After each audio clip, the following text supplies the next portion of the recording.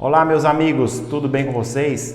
Sejam bem-vindos a mais um vídeo de interação humano-computador e agora nós vamos falar processo de design de HC. Então, vamos lá!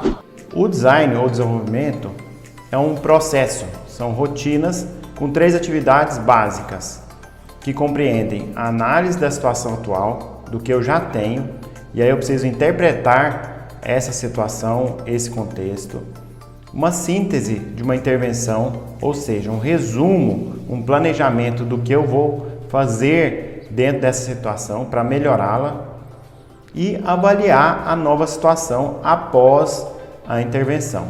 Então nós temos esse gráfico aqui, onde o nosso objetivo, o nosso desejo é sair de uma situação 1, passar por uma intervenção e aqui alterando, melhorando uma interação e chegar até uma situação 2.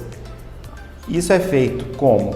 A partir da análise, e aí nós temos entradas e saídas, então são ciclos, não são passos que não voltam, eles são flexíveis nesse sentido, assim como os processos da engenharia de software.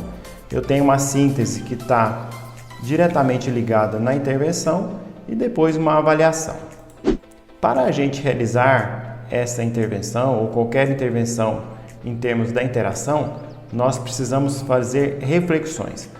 O designer, a pessoa que trabalha com IHC, tem que pensar muito sobre a utilização daquele produto que está sendo feito. Então, ele precisa interpretar o que já existe, formular um problema ou verificar esse problema, verificar a solução, avaliar ela, reformular o problema novamente até chegar a uma solução satisfatória. Ou seja, ele vai realizar operações para melhoria do meu cenário, agradando o usuário sempre. Os processos, então, de design que incorporam a interação humano-computador são os seguintes que eu vou falar nesse vídeo. Ciclo de vida simples, esse é o mais básico, o estrela, até chegar no design centrado na comunicação. O simples foi proposto por Price e outros autores em 2002 e objetiva principalmente seguir esse esquema, identificando necessidades e requisitos, fazendo redesign, uma avaliação sempre do que está sendo feito, construir uma versão interativa. Por mais que é um ciclo de vida simples, ele tem idas e voltas. Já foi provado, pessoal, que aquele modelo cascata que vai tendo evoluções contínuas sem volta, ele não dá certo. Então isso para toda a computação. Então esse modelo onde a gente vai voltando em algumas partes, ele é o mais comum sempre na engenharia de software e também na IHC. E aí por fim nós avaliamos como pode ser feita essa avaliação, com testes, tanto por especialistas quanto por usuários, até chegarmos ao produto final. Outro ciclo de vida que incorpora IHC é o estrela, onde nós temos uma implementação e avaliação sempre no modo mais pontual aqui, mais contínuo do meu ciclo. Então, eu tenho em todas as etapas, se eu faço um protótipo, eu tenho avaliação, eu tenho um teste. Se eu faço um projeto de especificação, tenho o meu teste, tenho as minhas verificações. Então, esse ciclo de vida, ele é definido principalmente por ter uma avaliação contínua, aí no centro do seu esquema. Outro ponto interessante que é a engenharia de usabilidade de Nielsen. A gente já falou aqui nos vídeos de Nielsen, então eu vou basicamente repetir para vocês, fazendo aí mostrando na verdade as suas etapas. Primeiramente, conheça o seu usuário, isso é fundamental. Realizar uma análise competitiva, ver quem são os players, ver o que já existe, ver a situação atual. Definir as metas de usabilidade, por exemplo, em smartphones, dos sistemas operacionais, as metas são as mais audaciosas possíveis, onde o usuário tem que ter domínio total do sistema de uma maneira muito fácil e prática. Faça designs paralelos, ou seja, alternativas de modelos de interação. Adotar o design participativo, onde o usuário está junto do desenvolvedor, ele está atuando, ele está respondendo perguntas de modo contínuo. Fazer o design coordenado da interface como um todo, ou seja, não produzir tela a tela de uma maneira independente, não, elas têm que estar concisas, então elas têm que manter um padrão. O item 7, aplicar diretivas de análise heurística, fazer protótipos e realizar testes empíricos e praticar designs iterativos. Aqui não é interativo, está correto, é iterativo. Por quê? Porque cada iteração você vai melhorar aquele design.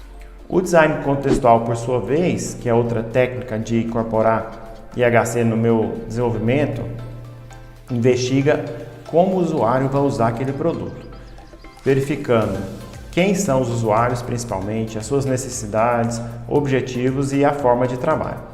Modelando o trabalho, os fluxos que são utilizados na prática, quais são os artefatos utilizados, por exemplo, se tem um restaurante que atua com a comanda em papel, como a gente vai fazer isso no método eletrônico, com o apoio de sistema? Então tudo isso tem que ser visto. Consolidando a modelagem do trabalho, fazendo um reprojeto, projetando ainda um ambiente de usuário, como que ele vai utilizar aquele sistema, é com tablet, é com celular, é com desktop. Por fim, prototipando e testando com os usuários, onde a gente vai ter um retorno muito bom e vai melhorar o meu aplicativo. Já outra técnica é o design baseado em cenários. Então, se vocês quiserem ainda ver mais de cada uma dessas técnicas, busque aí nos materiais que tem na internet. Então, essa técnica, esse esquema pode ser visto agora, onde eu tenho análise dos stakeholders, que são aqueles interessados no meu projeto, estudos de campo, ou seja, ir até o campo e verificar onde vai ser utilizado aquele sistema, analisar o cenário de problema, verificar a prática atual, projetar vários cenários, utilizar metáforas, lembra que a gente já falou aqui?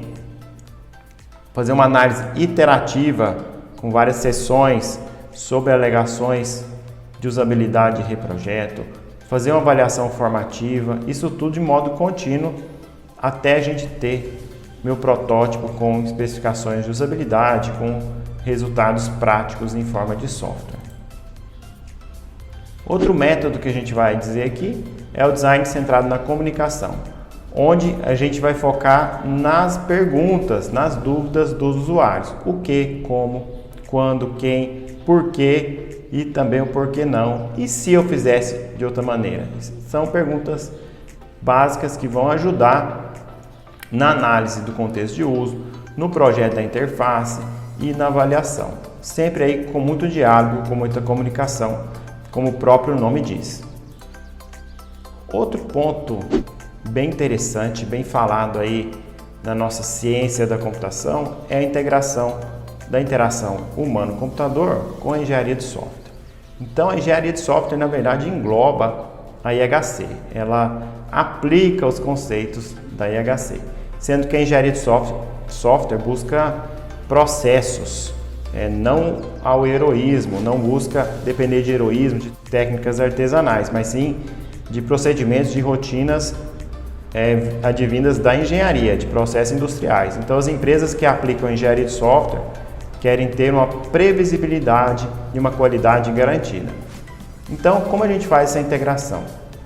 Definindo características de um processo de desenvolvimento, definindo processos de interação humano-computador paralelos, que devem estar juntos dos processos propostos pela engenharia de software, indicando pontos em processos em que você pode usar IHC na engenharia de software, ou seja, inserindo trabalhos de IHC dentro do que já é feito na engenharia de software. Por exemplo, na engenharia de software a gente tem que produzir as telas. Ok, isso já está lá. Então, como produzir as telas? Essas técnicas, essas ideias, os nossos conceitos, os nossos princípios de design vêm da IHC e vão entrar na engenharia de software, guiando nessa produção das telas. Aí aqui um esquema bem interessante, onde nós temos atividades voltadas para a usabilidade e atividades de desenvolvimento relacionadas com usabilidade. Então, eu tenho análise de usuário, de tarefas, eu tenho design, prototipação e avaliação, sempre aí relacionados à usabilidade e observando requisitos de usuário, sempre com vistas às preocupações de usabilidade. Também é possível e é importante a gente incorporar IHC nos métodos ágeis. São aqueles que dão prioridade aos profissionais, a reuniões olho no olho, a ciclos rápidos, que são métodos da engenharia de software. Então, os métodos ágeis têm que realizar um equilíbrio do tempo de entrega e ter uma qualidade na interação. Então, não posso entregar nos meus sprints, nos meus ciclos curtos, interfaces de péssima interação. Então, já tem que buscar isso sempre, de modo contínuo. Buscar informações de contexto de uso e não apenas consultar usuários e clientes. Então, eu tenho que observar o contexto de uso, eu não posso confiar apenas no que os usuários vão falar. Realizar uma análise da situação atual mais abrangente e rica no contexto de uso. O design deve auxiliar os usuários na priorização das funcionalidades, ou seja, os usuários vão dizer o que eles querem primeiro, porém o design deve estar ali junto deles. Realizar também avaliações de usabilidade e outras de IHC durante os vários estágios. Então, você tem que preocupar com IHC nesses ciclos rápidos de desenvolvimento, utilizando métodos ágeis. O último método, e super importante também, ele é um princípio bem interessante, é manter simples o meu trabalho. Então, aqui nós temos a valorização da simplicidade do projeto, defendendo que se retire toda a complexidade desnecessária. Tem algumas coisas, algumas features, alguns recursos que são inerentes naquele projeto. Então, se tem complexidade, a gente precisa entender e arrumar um jeito de automatizar as coisas, produzir interfaces limpas para trabalhar com essa complexidade. E aí, outro ponto de variante que a gente pode encontrar esse método é o KISS com S a mais. Esse KISS vem do beijo mesmo, de inglês, mas se você for traduzir aí o que foi formado essa sigla, as palavras que formaram essa sigla, vai dar Keep it simple, stupid e também isso vai dizer mantenha simples, estupidamente simples, ou seja, fácil de se entender, fazer as coisas pequenas, dividir para conquistar e de fácil entendimento. Pessoal, então terminamos nosso vídeo por aqui. Foi bem ágil, um tanto teórico. Espero que vocês tenham gostado. Coloquem aí dúvidas, sugestões ou qualquer outra coisa nos comentários que eu vou responder. Se inscrevam no nosso canal e até o próximo. Um abraço.